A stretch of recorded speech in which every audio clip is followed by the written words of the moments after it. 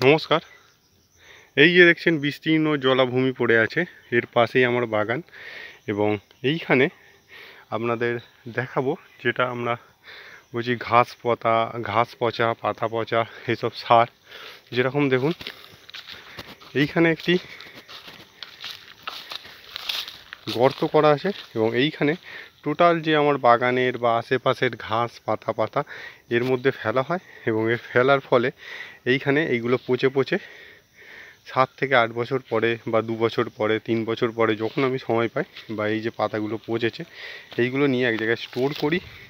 এবং এইখানে দেখুন জমের ওপরেও পড়ে আছে লেয়ার 4-5 বছর ধরে এই যে পড়ে আছে, দেখছেন এইগুলো একদম অরিজিনাল অর্গ্যানিক।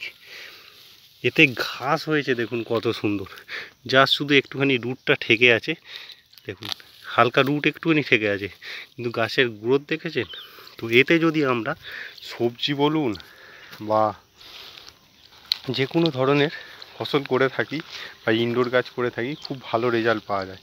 এবং এইখানে দেখুন একটা তরমুজের বীজ পড়েছিল এবং গাছটি কত সুন্দর, কোনো পরিচর্যা ছাড়া অটোমেটিকলি নিজে থেকেই বড় হচ্ছে এত গরমের মধ্যে।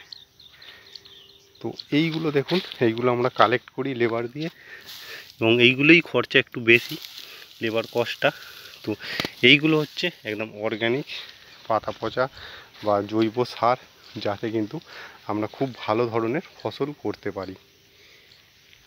তো এই যে সারের টেক্সচারটা দেখুন কত সুন্দর, এবং এতে গাছের গ্রোথ খুব ভালো হয়। এখানে কিছু বীজ পাখিরা খেয়ে ফেলেছে এবং সেই সব গাছগুলো ন্যাচারালিভাবে বড় হচ্ছে এবং গাছগুলোর গ্রোথ দেখুন, এবং এখানে ঘাসগুলোর গ্রোথ দেখুন। এতে কিন্তু কোনো কিছু পরিচর্যা করা হয়নি, অথচ ঘাসের গ্রোথ দেখুন কত সুন্দর। তো আমাদের সেই জিনিসগুলোকে ইউজ করতে হবে যেগুলো নেচারে আছে এবং নেচার থেকে খুব সহজে কালেক্ট করা যায়, একটু খরচা বেশি, কিন্তু এতে আমরা 100% এবং খুব ভালো একটা রেজাল্ট পাবো। তো আজকের মতো আমরা কিভাবে এই সব জিনিসগুলো কালেক্ট করি এবং কি ইউজ করলে আমরা ভালো করে এইগুলো ডেভেলপ করতে পারি, আমাদের গাছ বলি, আমাদের যেসব সবজি বলি বা ইনডোর গাছ, তো সেই সম্বন্ধে, তার মেটেরিয়াল সম্বন্ধে আমরা কিভাবে নার্সারিতে এইগুলো, আমি আমার নার্সারিতে করি, কে কীরকমভাবে করে আমি ঠিক জানি না।